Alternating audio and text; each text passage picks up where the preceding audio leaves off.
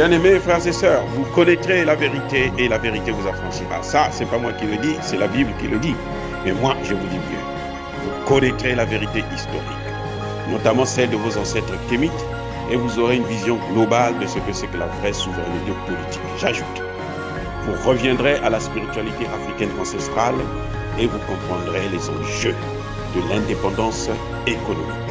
Et pour terminer, vous accepterez votre identité culturelle kémite et vous obtiendrez deux choses. La première, c'est la paix.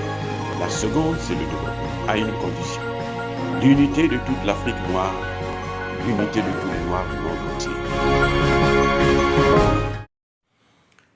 Otep à tous, bienvenue sur la chaîne des panafricanistes, par essence, par conviction et par excellence. Celle des citoyens kémites, par nécessité et obligation de combat. Nous sommes une chaîne qui n'est guidée que par nos ancêtres et rien que par les ancêtres qui appartiennent à l'égrégore du monde noir. Par conséquent, nous ne croyons en aucun Dieu venu de l'étranger.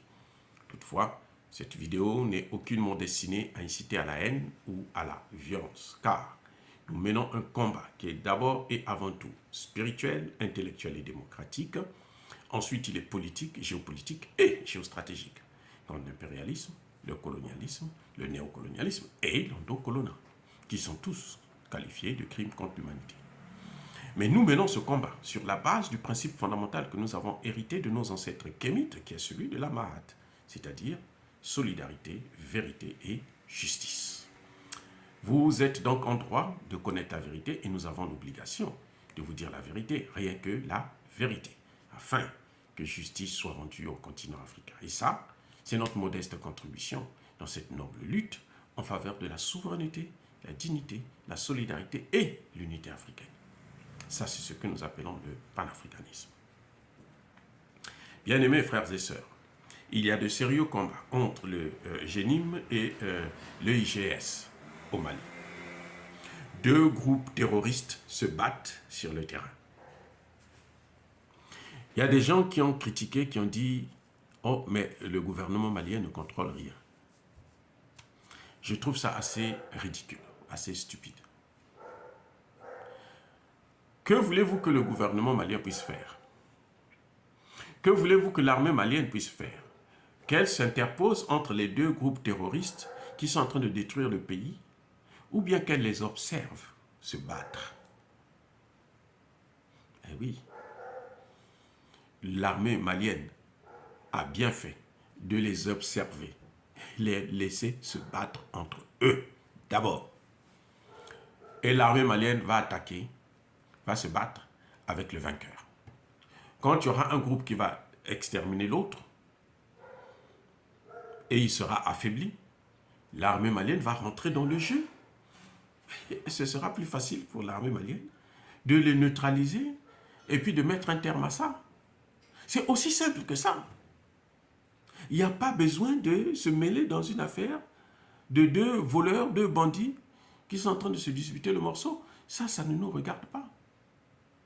L'armée malienne doit seulement se contenter de recevoir les populations qui fuient le secteur, les encadrer pour qu'ils soient en sécurité. Et quand ils finissent de se battre, le vainqueur, là, il aura affaire à l'armée malienne. Et il y a quoi de surprenant à tout ça? Vous vous souvenez lorsqu'il y a eu l'Assemblée générale de l'organisation pourrie et maudite des Nations Unies? Vous vous souvenez de l'interview du président Bazoum sur les chaînes en question de la junte française? Il disait quoi?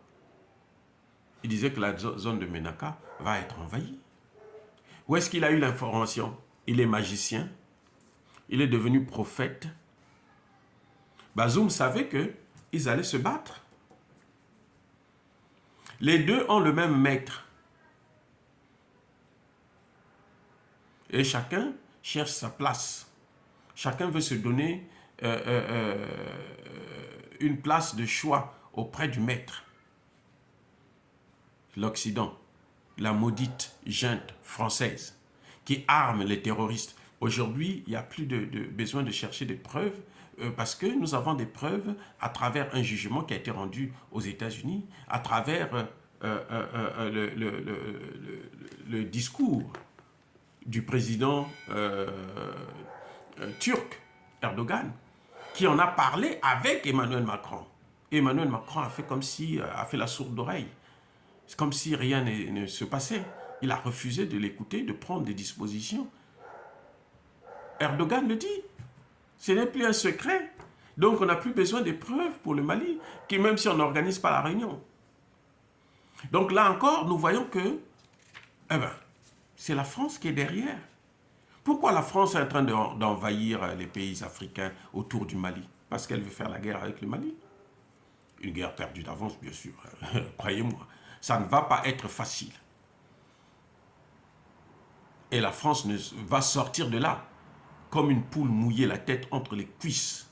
Elle sera, mais alors, c'est là où elle saura que l'Afrique d'aujourd'hui n'est plus l'Afrique d'hier. Si les dirigeants, vous savez là en Côte d'Ivoire, la France a placé beaucoup de bases. Maintenant, elle a même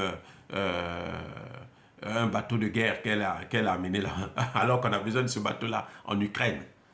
Elle l'a amené là-bas parce qu'elle veut s'attaquer à l'Afrique. Elle croit que l'Afrique lui appartient. Mais elle sera écrasée.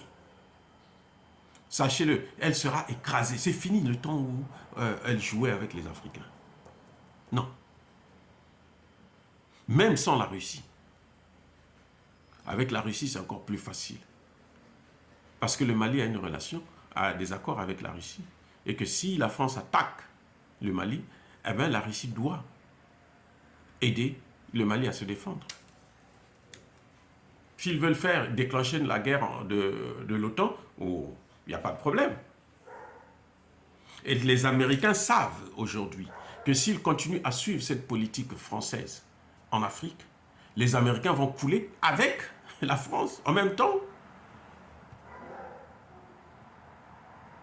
Eh oui. Pourquoi il y a beaucoup de pays qui soutiennent la Russie en Afrique? Pourquoi? C'est parce que les gens n'ont plus peur de l'Amérique. Vous savez, quand vous avez un maître, on était à l'école primaire. En Afrique, chez nous, à l'époque, on chicotait les élèves. Quand vous avez un maître qui tape tellement ses élèves, à un moment donné, les élèves n'ont plus peur de lui. Ils savent que, bon, si je ne fais pas le travail, bon, j'aurai quelques coups et puis c'est tout. Donc, il vient, il attend. On donne des devoirs à faire à la maison, il ne fait pas les devoirs. Quand il revient, on lui donne des coups. Et puis bon, il reste en classe. Après, il sort, il s'en va à la maison. Ah oui, c'est comme ça que ça s'est toujours passé chez nous. Donc c'est ça, l'Amérique a tellement frappé les Africains, tellement manipulé les Africains, qu'aujourd'hui les Africains se rendent compte que, attendez, la seule chose c'est quoi? Les sanctions, comme ils ont fait avec le Burkina Faso, on enlève le Burkina de l'AGOA. Mais l'AGOA a apporté quoi à l'Afrique? Rien. Bref, ce combat entre le GENIM et le IGS, là, ce n'est pas une affaire qui nous concerne, nous, pas d'africanistes. Nous devrons observer, attendre la fin de la guerre. Mais on doit encadrer la zone de guerre. Pour qu'ils se battent, là, personne ne sort de cette zone.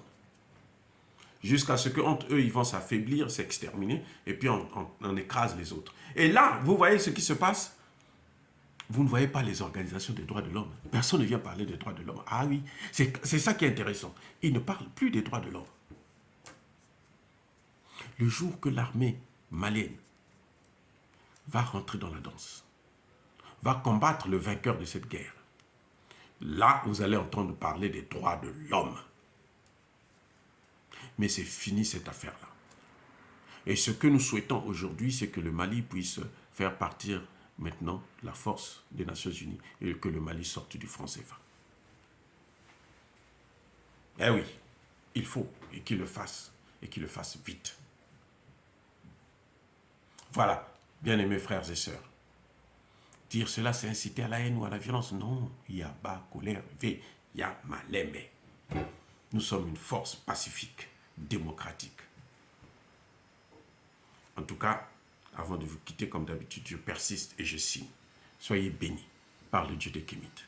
Mais sachez-le, que tous ceux qui persécutent les Africains, et notamment les panafricanistes, tous ceux qui pillent et déstabilisent le continent africain, puissent être punis, écrasés, maudits, pulvérisés, foudroyés par le Dieu des Kémites et par nos ancêtres angélisés. J'ai dit et j'assume.